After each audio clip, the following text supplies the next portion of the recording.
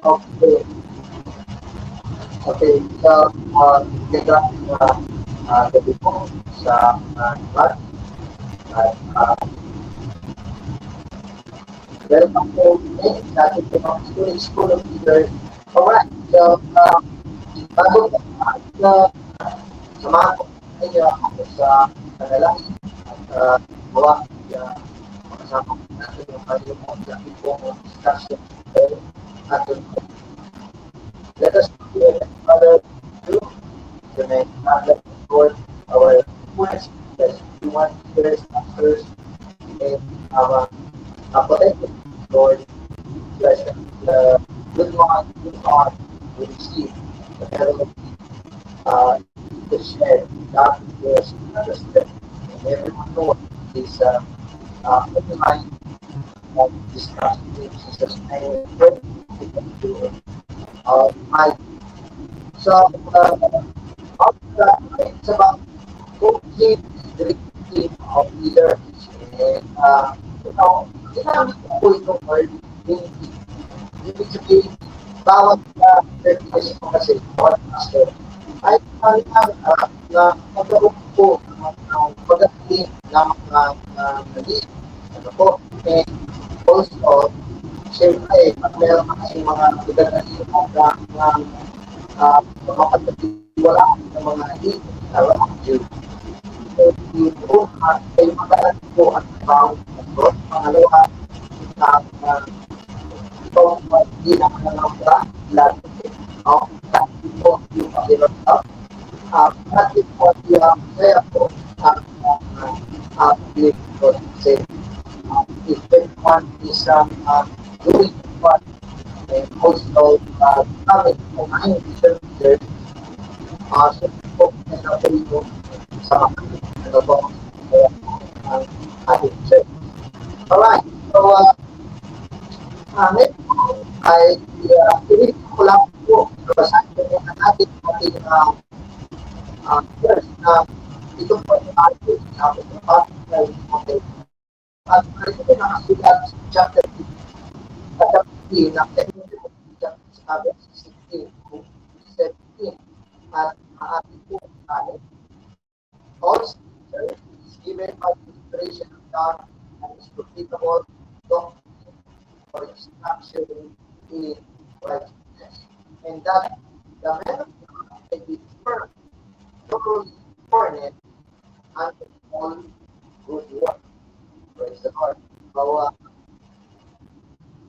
ang ibig ko ay merong tools, merong mga ibinigay na Panginoon. At ito ay nandiyan mag-isa sa ng klase ng gamit sa church. Makaproduce po tayo ng mga dagdag mga gawa, mga ministro, mga servants, mga takipos na sila ay God sa mga gawa. So, sabihin ko, nagawa natin, ito ay para mag-ibig po sa mga gusto magiging at sa mga gigit na sabi pa, that is what Ray did that. He harnessed and collected kingdom so the members and also motivating power is important. So, talaga po, ito po yung lalalaman. So, what is that? Lalo na kasi ang inyong ngayon, doon ang galing, and sooner you will be in our position because siyempre habang ako, tao, yung maaagal hindi naman po, hindi naman po, okay? That is why we do not really teaching in the new video. Ayan. So, dito po ay ano po yung develop ng attitude, character, budget, yung ating puso. So, napagkakaroon natin yung nakakaroon na Monday, ang ang anin sa 10 qualities ng isang drinking coach or mentor or pastor. So, siyempre, pagkapastor pa dapat ikaw yung nag-coach ng iyong mga potential leaders. Okay? Now, isa na doon ay number one, drinking coach or pastor, so dinala natin, chooses prayer well. So, siyempre siya, iniyak kasi sa isang laro or negosyo. Ang ating ang mga principles na gagamitin mo sa leadership, kundi sa church. So, ang purpose kasi ng isang team is to meet. The purpose of the church is to also to win souls and expand and grow para sa kalagayan ng Panginoon. Okay? Pareho mga principles na magkakapalit. Kagaya po dito, ang pagpili ng tao sa posisyon ay napakaganda. Dahil mga kapatid, pag nangalito tayo ng mailagay, nako, problema ang malaki. Kaya napakadali na po kasi magbigay ng posisyon. Napakahirap po itong gawin. Malaki pong tulong kung minsan, pag pinanggalan ko lang ng pwesto, pinanggalan ko ng assignment, pinanggalan ko lang ng posisyon, hira na po. At sakit ng ulo. Malaki resistance po tayo. Kaya po, ito'y pinag-aaral po ano dapat gawin. Ano po? So, ano po dyan, ang pagpili ng tama na mga manggagawa. Okay. So, sa pangalawa, dapat ang pastor of coach or ang ay lagi niya nagpo-communicate.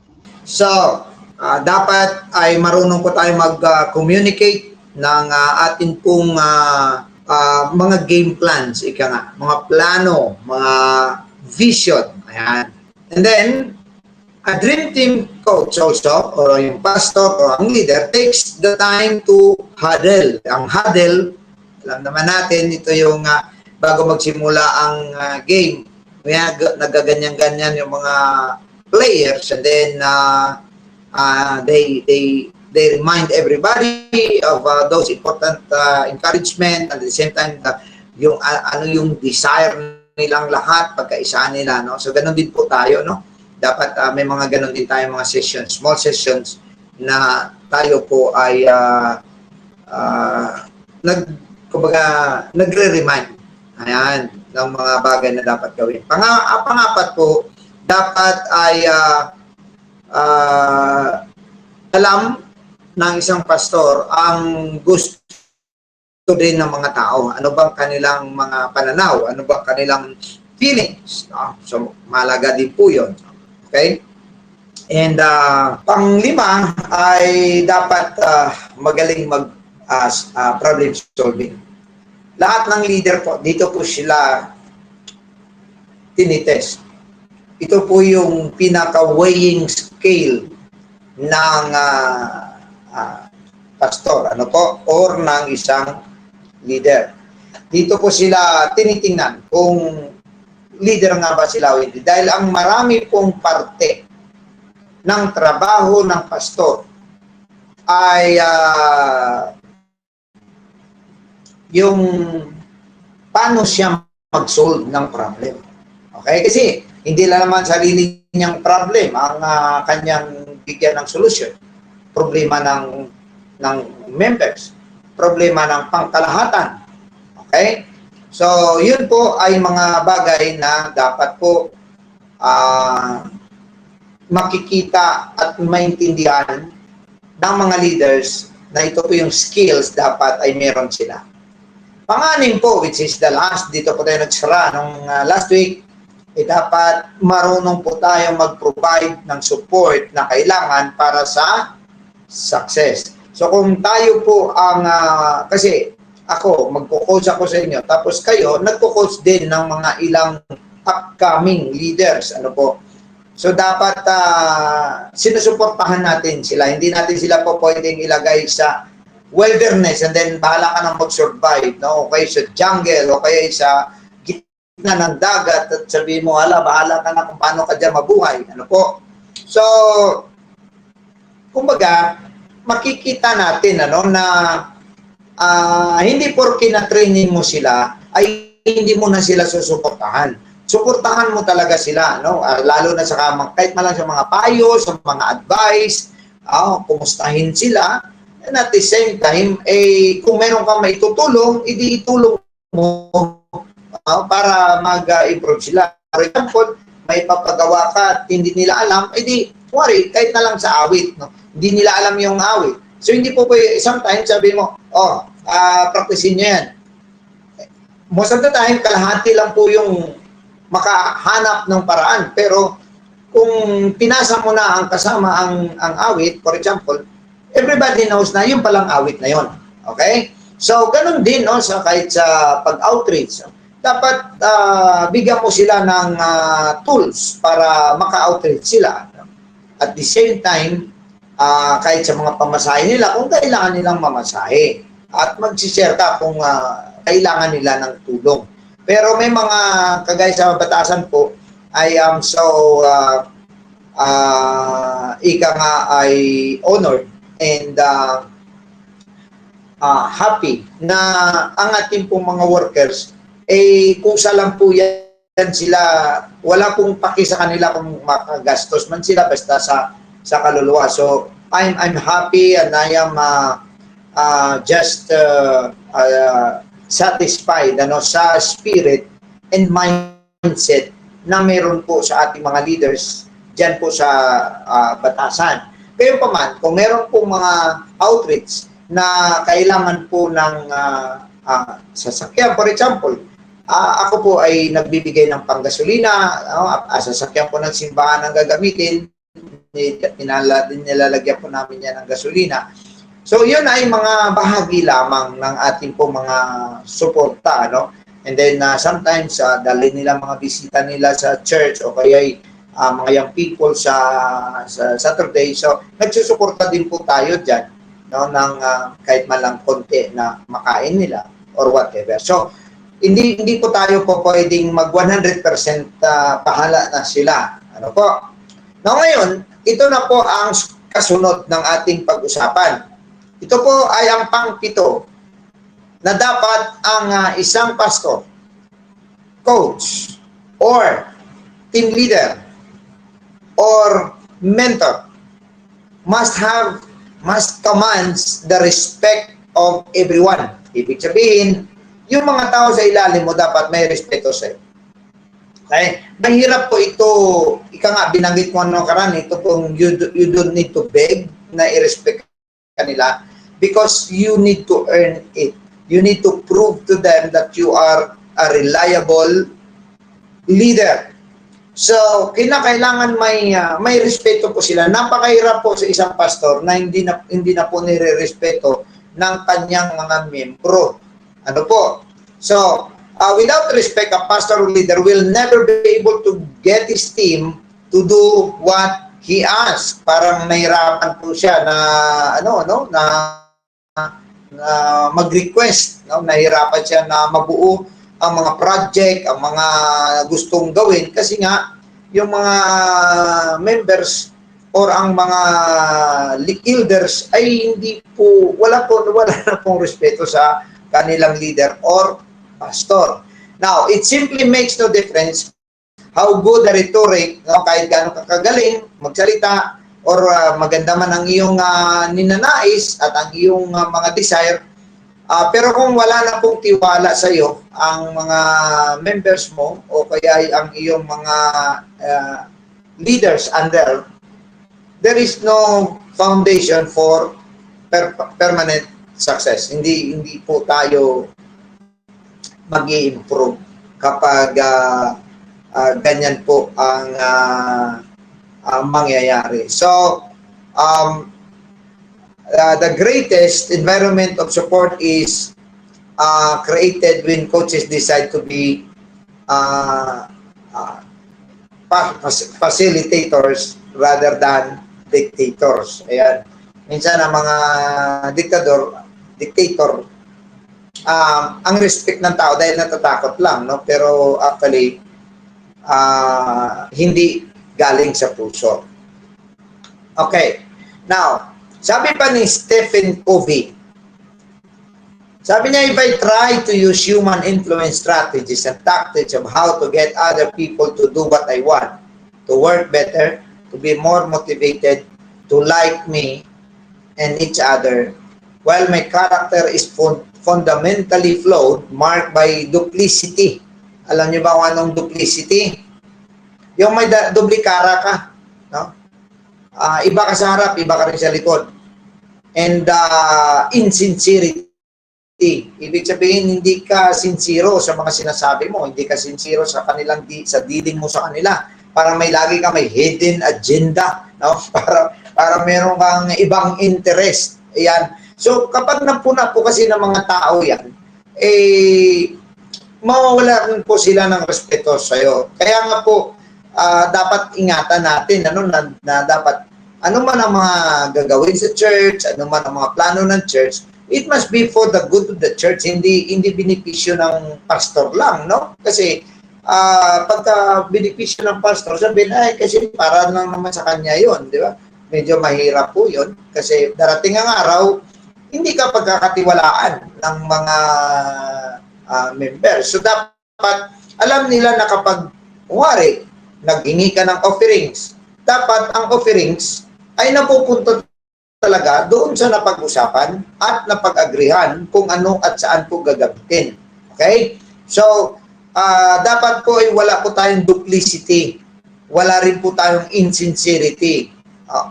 So, the duplicity will breed distrust and everything that we do. Now, even using the so-called good human relations techniques, ay kahit mag-ayos ka pa magsalita, maayos ka pa mag-deal sa kanila, pero alam nila hindi ka naman sincero, no? At iba ka sa magsalita sa harap, iba ka naman magsalita kung patalikod. Ang feeling nila ay manipulate mo sila kahit maganda pa po yung iyong hangarin, kahit ang iyong good relations ay okay pa po. Kaya po, no? Sabi pa nga, respect must be earned over time. There are no shortcuts. No?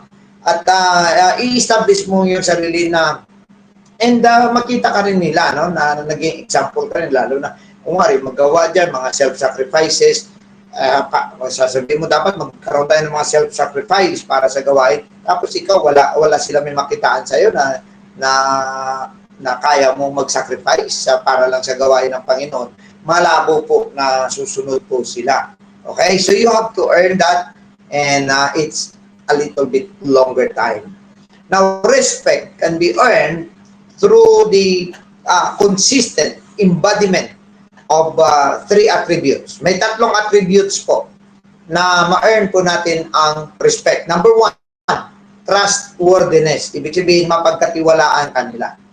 Sa lahat ng bagay, mapagkatiwalaan kanila. Pangalawa, meron kang caring attitude. Kumbaga, concern ka sa kalagayan nila. From time to time, nagtatanong ka rin, no? O, kumusta na sila? Pag narinig mo, ay, may nasa hospital si ganito, ganyan. So, dapat maramdaman nila na nagkikare ka kahit man lang matawagan mo sila, ma-message mo sila, at matanong mo kung kumusta ang kanilang kalagayan. At kung may mga kailangang tulungan, dapat manguna ka para maggumawa ng initiative para tumulong sa mga nangangailangan. At kung magbigayan man, dapat nauna ka rin doon, magbigay ka rin ng ika nga, kung kaya mong pasubrahan kaysa binibigay ng karamihan, that's good. Pero it doesn't matter naman yun, as long as kung yun lang kaya mo Hindi yun ang ibigay mo. Wala naman, usually po, mas maganda po na hindi po tayo, kumbaga, nagiging pakita lang, no? Kundi kung ano lang ang kaya, no, ibigay po natin. So, ang caring attitude, kinukumusta mo sila, kumusta ang araw din nila, minsan naman ay pag nakasalubong kayo, kumustahin mo siya, kung may maalala kang mga bagay na parang nangyari sa kanila, edi isama mo na ang pangumusta. Pangatlo, the ability to make hard decisions. Ito po yun. Ang tao magre-respect sa'yo kapag nakita nila that you are a sound and effective masabi natin na problem solver. Ayun. Okay? Now, you must, in problem solving sometimes, or mga bagay na dapat desisyonan, may mga mahirap na desisyon na kaya mong desisyonan, magkakaroon sila ng respect sa'yo. Kung alam nila parang napakahirap desisyonan nito, pero nakalusot, ika nga, naka-pass through sa problemang yun, through because of your decisions, they will respect you. There are times that you will make hard decisions that you cannot get in majority kumbaga approval, no? Pero if you know you are right and in the future maipakita na tama ang iyong desisyon kaysa sa mga naisip nila, they will get your respect. Okay? So dapat ang leader matibay, no, matapang pagdating sa mga decision making. Okay? Consistent dapat. Now, number 8, dapat ang leader, ang pastor o ang mentor o ang coach, hindi niya dapat doon sa mga potential leaders, hindi po maganda na itrato mo silang patay-patay lang sila. Opo. Ito, medyo maring parang question mark ito. Ibig sabihin, dapat may pinilian ka. Okay. Dapat po natin intindihin na ito po ay isang malaking pagkakamali ng leader kung gusto niya po mag-improve. Ang itrato ang lahat, no? Patay-patay. Sige, lahat kayo, kung anong matanggap ng isa, tanggap niya lahat, tanggap ng lahat, no? Kung ano yung acknowledgement sa isa, acknowledgement sa lahat. Kung ano yung gift mo sa isa, gift mo din sa lahat. Sa totoo lang, no? Bilang mga pastors, we are expected to grow the church. We are not there, being a leader, to make everyone happy. Okay? Hindi po pwede na parang lahat i-please mo sila na bilang leader at bigyan mo sila ng pantay-pantay lang sila lahat na parang, bakit po? Ano po bang dahilan nito? Because although every player in the team must be given support and encouragement, lahat po talaga kailangan ng support, kailangan po ng encouragement. But to believe that everyone must receive the same treatment is not only unrealistic, but destructive. O paano maging destructive ito? Pantay ka lang naman, fair ka lang naman sa lahat. Ano po? Dahil kung ang lahat ay pantay-pantay lang naman, no? Kung wala ka may isang tao, dalawang tao diyan na nagsisikap talaga na makapagtrabaho, na magawa ang lahat yan. Tapos pagdating kunwari sa recognition, patay-patay lang, okay, maraming salamat sa inyo. Pero may mga tao diyan na mga individual, o kaya compensation or tokens or pag ginawa po siyang patay-pantay, ang mangyari po kasi yung mga nakasama dyan na mga hindi naman nagpi-perform, yung mga gitna lang, medyo okay minsan, medyo hindi minsan, will be rewarded the same as the outstanding contribution by the best people. So, mangyari niyan, unti-unti, may mga taong magagaling na magli-listen po ang kanilang involvement. Now, kagaya sa basketball player, sa basketball, for example, iba po ang sweldo ni, sabihin pa natin, nung panahon ni Michael Jordan, isa sa mga pinakakilala si Michael Jordan. Si Michael Jordan, iba sweldo niya, ibang sweldo ni Scottie Pippen, ibang sweldo ni Rodman, iba talaga ang sweldo. Iba rin ang sweldo nitong tatlong ito from the rest of the team. Bakit? Sila po kasi yung magbibigay ng tagumpay. Ano po?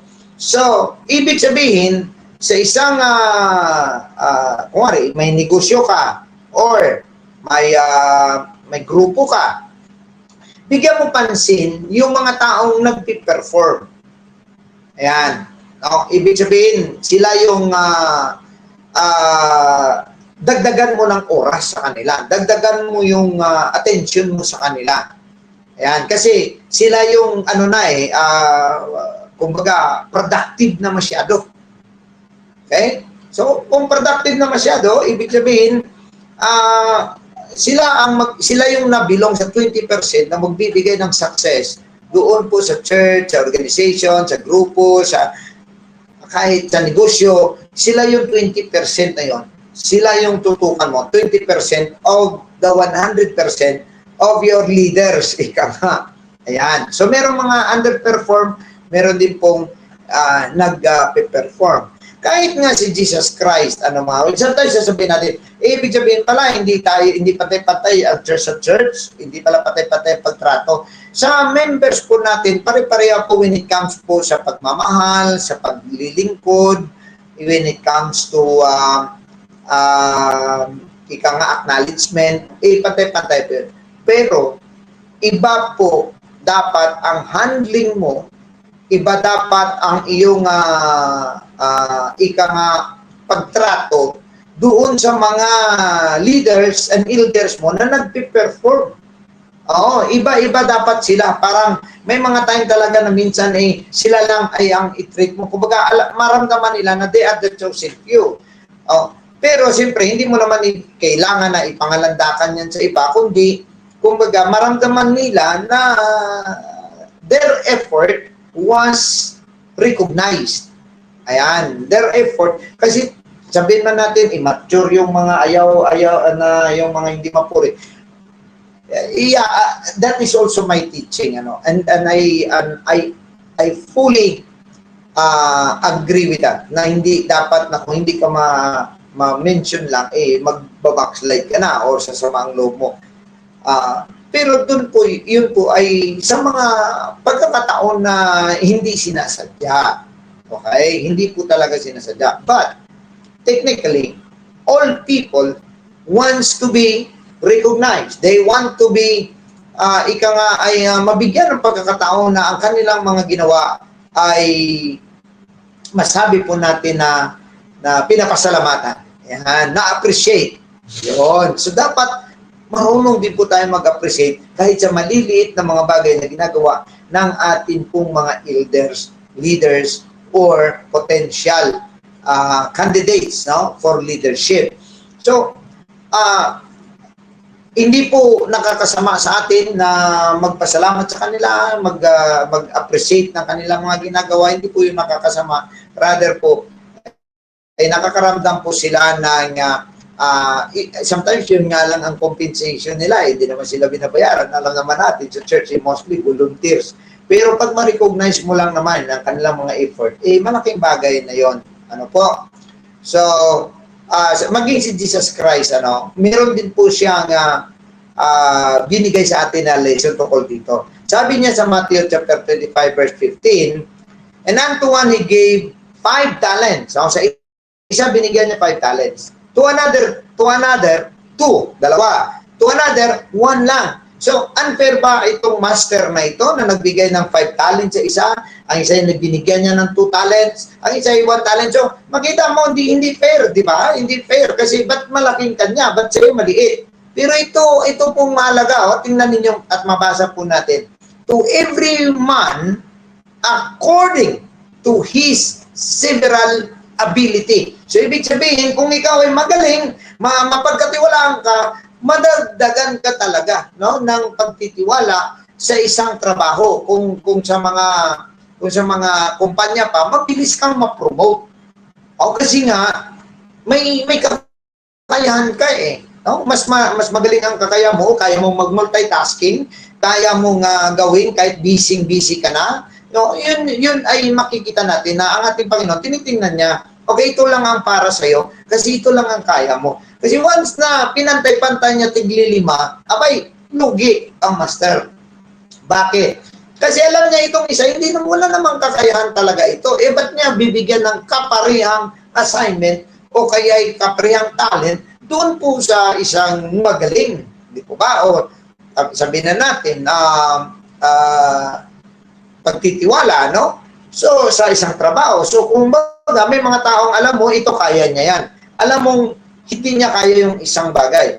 Then, meron din namang tao na alam mo kaya niyang gawin ang ganito, pero meron din namang hindi talaga kaya kahit na kakaunti. So, dapat, no, alamin natin that even Jesus Christ gave opportunity to those to every man according to their ability. Number 9, the dream team coach continues to win consistently. Ibig sabihin, tayo, mga pastor, leaders, dapat desire natin every week, every month, may panalo tayo. Dapat nakafocus tayo doon sa kahit sa negosyo, di ba? Dapat every week, alam mong may may tubo ka, hindi po pwedeng palugi ng palugi. Hindi po pwedeng pantay na lang lahat linggo-linggo. So, kailangan we strive to continue to win, no? So, there is only one challenge more difficult than winning. Minsan nanalo ka, no? Alam niyo ba kung ano ang pinakamahirap? Ang magpatuloy na mananalo. Ayan. So, minsan, madali pong sabi pa nga, no? May mga pastor ako dating mga manggagawa na nakita ko, ang galing nila magtipon ng tao, ang galing nila magsimula, kaagad-agad, may mga 20, 30, and then 50, kaagad-agad, mapili silang dumami. But, magtataka ka na lang after 3 years, after 4 years, wala na ang gawain. Alam niyo kung bakit? Kasi sometimes, madali pong magsimula, madali pong mag-baptize ng tao, madali pong magdala sa church. Pero kung hindi po natin yan kayang alagaan ng patuloy, hindi po natin yan kayang ingatan at ika nga ay hindi natin kaya silang i-develop, wala pong mapupuntahan ng ating mga pagsisikap. Ayan. Sabi ko nga, nabanggit ko nga sa isang preaching ko na kahit gaano tayo kagaling magdala ng kaluluwa sa Panginoon, pero hindi naman natin kayang alagaan ito sa loob. Hindi naman natin sila kayang i-maintain sa loob, wala pong silbi. So, sabi pa nga, anyone can point to a single victory, pero napakahirap po na magpatuloy na victorious. Pero dapat ganun po ang ating pananaw. Dapat panalo ka lagi. No? You must have a continued positive performance. Ibig sabihin, nagsisikap ka, paano ba mag-advance, no? Araw-araw, linggo-linggo, dapat meron ka nakikita na dapat magawa para po sa patuloy na paglago ng gawain. Okay?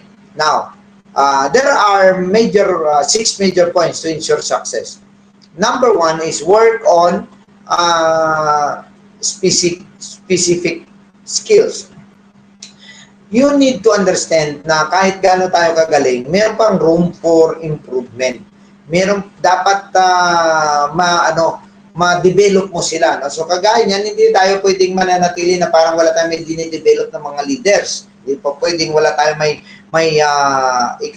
nagmamature. Walang may nagmamature doon sa loob ng church po natin.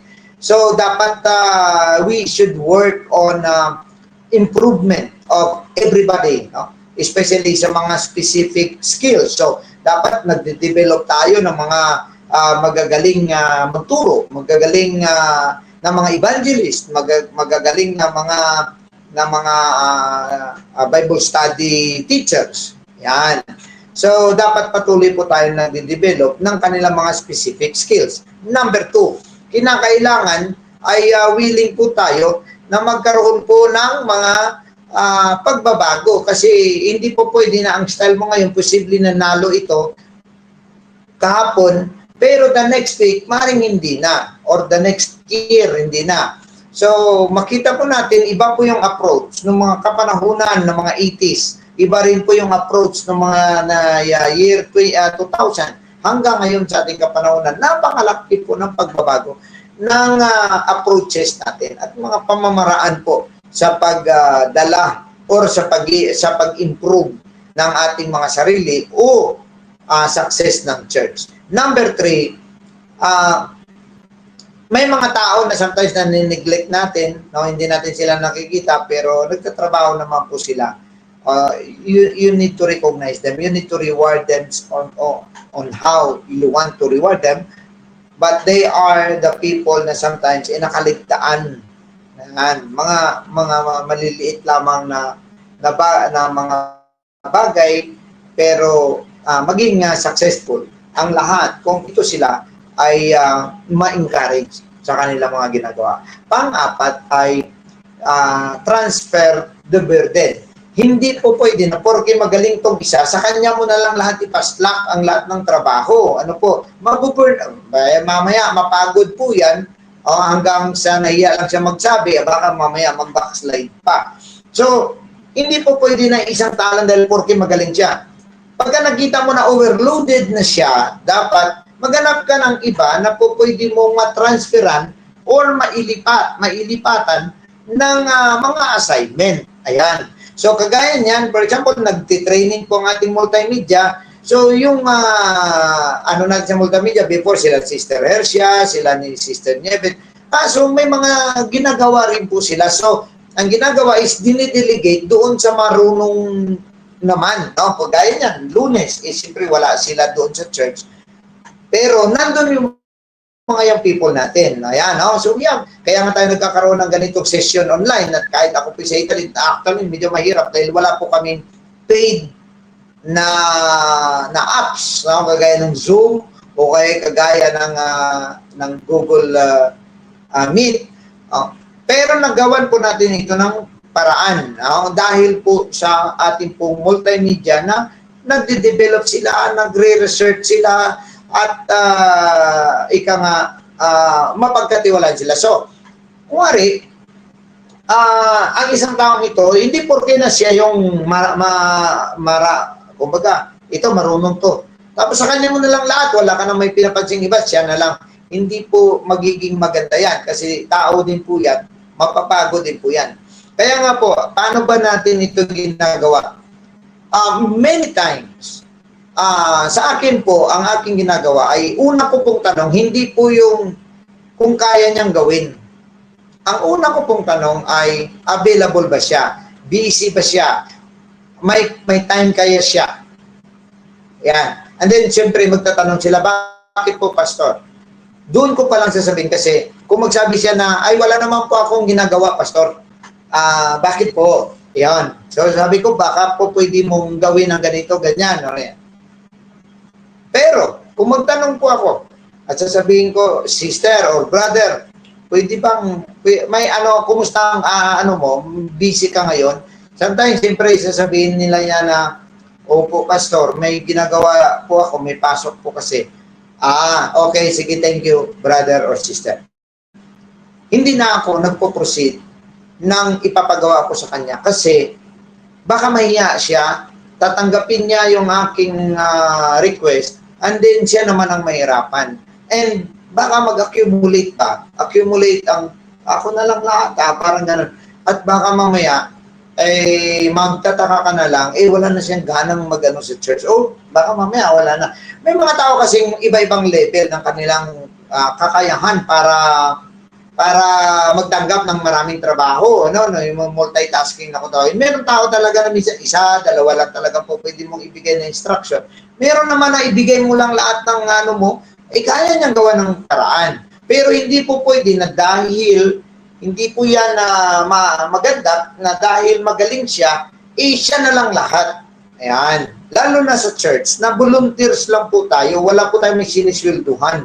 So, siyempre, maano sila na, para naman sa Panginoon. Yeah, that's right, para sa Panginoon. But they are also human beings that they need a break.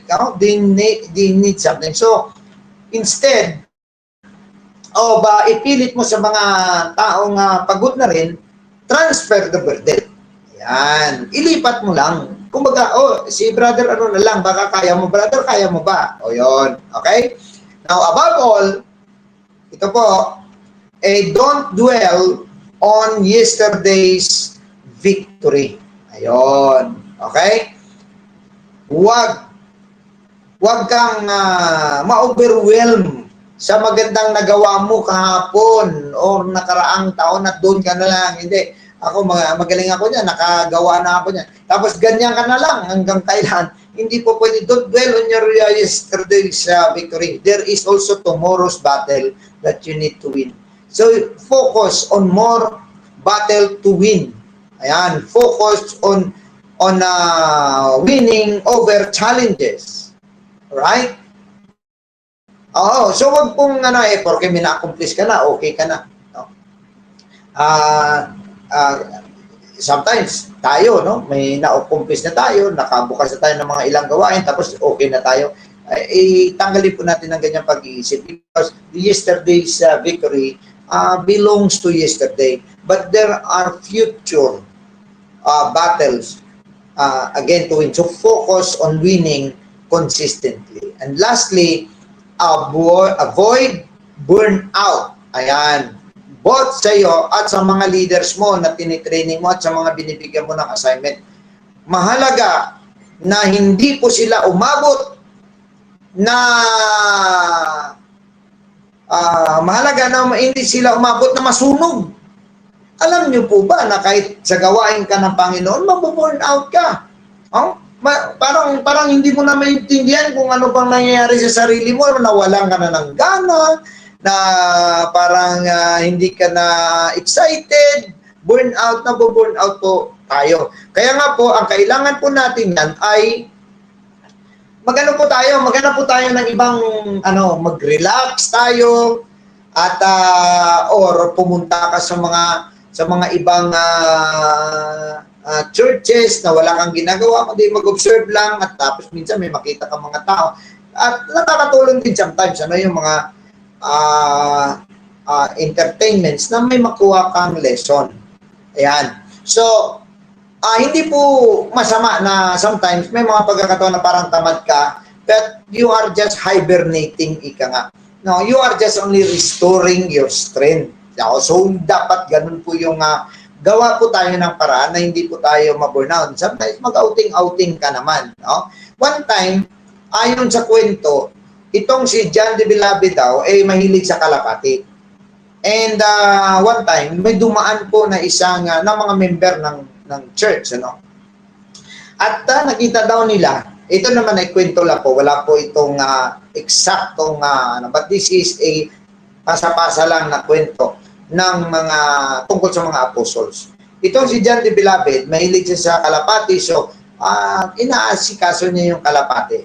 Dumaan ngayon itong member na church. Sabi niya, paanong nangyari na ang isang alagad at apostol ng Panginoon nagsasayang ng oras sa kalapati na dapat busy siya doon sa hanap at sa minister sa mga kaluluwa. Yun po yung issue. Alam nyo, ayon sa kwento, ang sagot sa kanya, alam mo brother, kahit ang gitara, kailangan mo ring luwagan ang kanilang mga strings. Ayan. Hindi sa lahat ng panahon naka-stretch po yun. Ayan. Baka sa darating na araw, mapuputol lang din po yan. So, ganun din po tayo mga kapatid. Avoid burnout. Marami po sa mga revivalist, mga magagaling na mga preacher, yung mga grabe, highly anointed, pag-pray sila, gumagaling. Unfortunately, they end up depressed. Na-depressed po sila. Nagkaroon sila ng depression, nagkaroon sila ng anxiety, na hindi na po nila maintindihan ang mga sarili. May mga revivalist po na nagkulong sa loob ng kanilang kwarto, sa loob ng 3 buwan. Hindi na po sila maintindihan. So, mga kapatid, dapat magliwaliw din po tayo. Hindi lahat trabaho, hindi lahat. Siyempre kahit sa Panginoon ka, hindi naman dinidiman ng Panginoon 24/7 ka talaga eh. In fact, ang sabi niya nga, 1 in 7 lang sa araw eh. Then at the same time, 8 hours lang or ilang oras, oh, ilang oras lang tayo minsan. Hindi naman kinukuha ng Panginoon ng lahat ng oras na alam niya may mga bagay tayong dapat gampanan. Pero hindi po masama na magkaroon po, maglaro po. No? Huwag lang po maglaro doon sa mga sobra doon sa mga nakaka-addict na laro sa online. Maganda physical na laro o kaya ay hobby, no? Mag-hobby. No? Ako, minsan ang ginagawa ko, nagpi-painting ako, nagdo-drawing. Yung iba naman nag-garden, no? Nagtatanim. So maghanap po kayo ng paraan na hindi po kayo masunod para pagbalik nyo po ulit, fresh naman po kayo. Huwag nyo pong hintayin na kayo'y umuusok na bago po kayo magliwaliw o magpahinga. Okay? So dapat may pahinga. Hindi po masama yun. Hindi po kasalanan, mga kapatid, ang magkaroon ng recreation or mapunta sa mga ibang lugar. Hindi po masama po yun as long as kaya mo, wag lang mangutang. Okay? Alright? So, kasi baka mamaya ma-stress ka, wala kang pambayad. Hindi rin ako, mga kapatid, against doon. Minsan, sarili mo, i-treat mo sa mga Starbucks, sa mga mamahaling kape, no? Sa mga obra di kape, o kaya doon sa mga mamahaling restaurant. Wala naman pong problema yun. As long as you have the budget. Okay? Kasi baka mamaya, yung kapiraso mong budget, naubos mo lang sa mga bagay na po, pwede namang merong mas lower na version, ika nga, no, ng kapahingahan. No? Okay, pwede kang pumunta na lang sa park, no, mag-ikot-ikot, mag-observe ka lang. In fact, mag-observe ka lang sa mga taong hindi para masabi po natin na hindi po nag-enjoy sa buhay along the road. Makita mo po ninyo, may-revive ka na ulit eh, makikita mo na ang sarili mo, nagkakaroon na, natatanggal na yung burnout mo, nagkakaroon ka ng mga panibagong pananaw. Okay? So, I hope na medyo malinaw po sa inyo yan. Ang tambang sampu po natin ay a dream team coach understands the levels of the player. So, siyempre po, alam natin kung anong level ng workers po natin. Ito ba'y bata pa, kulang pa, ito ba'y pwede na. Minsan, mga kapatid, hindi dahil na nakapag-Bible school yan, sapat na. Hindi po talaga, ano, napatunayan ko po yun na hindi po sapat ang Bible school para magsabi kang nakahanda po yung isang tao para po na mabigyan siya ng mas malaking assignment o kaya ay mapagkatiwalaan siya sa isang gawain. Hindi po.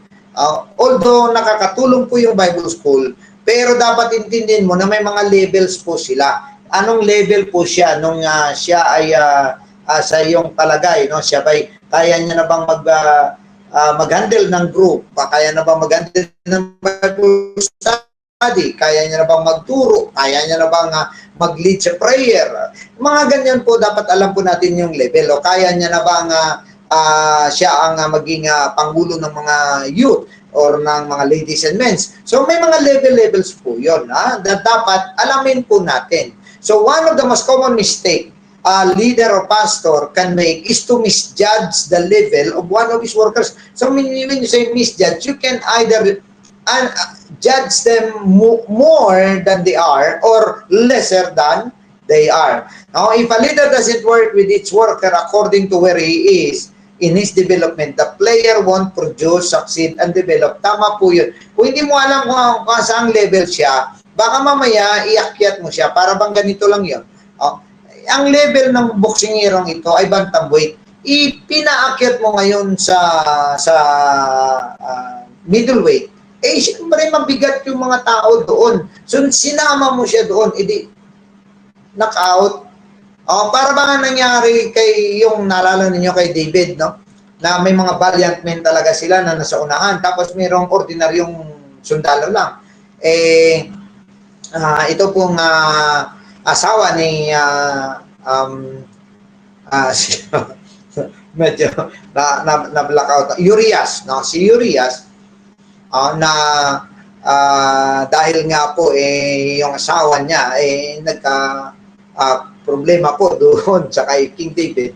So gusto ni King David na para matakpan po yung kanyang ginagawa, ipapatay niya itong si Urias. So si Urias hindi sumunod kasi doon sa payo ni David. And so sabi niya kay Joab, dali mo si Urias, ilagay mo sa unahan. Ang sabi ni Joab, aba, maaaring mamamatay siya doon. Pag doon mo siya ilagay, mamamatay siya doon. Sabi ni David, sige lang, gawin mo lang. Ang hindi niya lang, gusto talaga ni David na mapatay. So, parang ganun po ang level, no? Sa mga sundalo, meron pong pang-atake, meron pong pang-clearing, meron pong maintaining, ayan, no?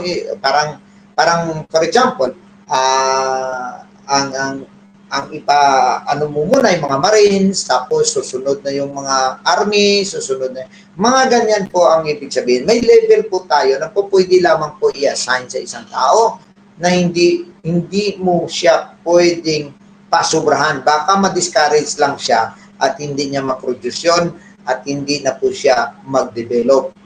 Okay? So alamin natin, kaya mo ba? Kaya ba nito? Pag hindi kaya, huwag mong pilitin. Pag kaya, itry mo muna sa isang simpleng gawain. Pag okay siya, saka mo palang gagawin. Huwag mo siyang biglain at baka may impact. So, mga kapatid, ha? Now, all team members fit into one of 4 categories with regard to the type of leadership they need. May 4 po na kategorya ang lahat ng tao na meron ka sa church mo o kaya sa mga leaders na dinidevelop mo. Number 1, sila yung mga workers na masyado pa pong bata na hindi pa po nila alam kung ano ba talaga ang buhay nila. So they need direction. So iba po ang handling sa kanila. That means sila po yung mga beginners talaga na nakitaan mo lang ng potensyal na maging leader at po pwede pong mangulo. No? So ibig sabihin, pag nakita mo, kailangan niya pa ng dapat maano niya muna, ma-mentor mo muna siya at maturuan mo muna siya, ma-disciple mo muna siya doon sa tamang mga choices, tamang mga direksyon, tamang desire, no, mindset, no, doon mo muna siya dalhin. Pangalawang klase ng worker mo ay yung mga worker na magaling naman sila kaso kailangan lang nila ng may mag-coach sa kanila at sa points medyo bagwan lang sila pero nakitaan mo, pwede naman, kaya nila. Pero hindi mo sila pwedeng pabayaan. Ito sila mga tao na kapag pinabaya mo, hindi sila maging productive. Wala silang magagawa. Kaya kailangan mo silang i-coach. Kailangan mo silang gabayan muna, no? Sa kanilang mga assignment. Number 3, yung pangatlo, medyo mataas-taas na ito. Ito po yung mga tao na kaya ng magtrabaho kahit na hindi mo na sila turuan, no? Alam na nila magtrabaho. Pero hindi ibig sabihin na pabayaan mo sila, kundi kailangan pa rin nila ng iyong support. So from time to time, check mo sila. From time to time, tanong mo sila. From time to time, iyan mo yung status ng kanilang kakayahan. Alright? And pangapat ay workers to whom you delegate. Ito na po yung stage na talagang confident ka na kaya niyang gawin. So, kumari, may mga tao po ako sa church na alam ko, pag sinabi ko lang na silang bahala, kayang-kaya po talaga nila. No? Kaya nga po, ako nagpapasalamat po sa ating pong Batasan Church, sa ating pong mga elders, mga workers po natin, na kaya po kung wala sa church kahit 2 buwan.